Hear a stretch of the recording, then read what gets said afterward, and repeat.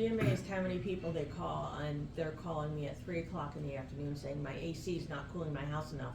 Well, it's 100 degrees out, and did you turn it off this morning? Well, yeah, I always turn it off when I go to work. Well, Not just that, but their expectations are if it's 100 degrees that you shouldn't expect it to be 70 in your house. 100%. The systems are designed for a 20-degree temperature differential from outside to inside. Can they do more? Yes. Won't do it.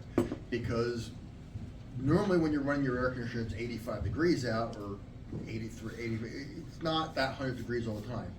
If we design an air conditioner in this area for that 100-degree day or 102-degree day, when it's 80 degrees out, that unit is going to short cycle so much where it's going to make the air cold in the house, but it didn't remove the humidity. Now we have mold growing on the walls.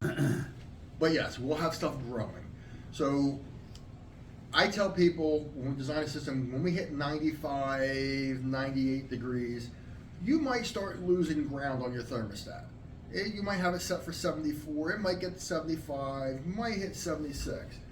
But you shouldn't be uncomfortable because the unit's been running and it dehumidified. So now you're in a 74, 75 degree dehumidified where your perspiration is actually evaporating even quicker. So you shouldn't really notice it. But where you're going to notice it is in the savings. You're going to also notice it in the comfort level when you're running it when it's 80 degrees out and it's not super short cycle. Air conditioning. Airflow, airflow, airflow. Have the units maintained. Unit that's been maintained is going to save you a lot of money.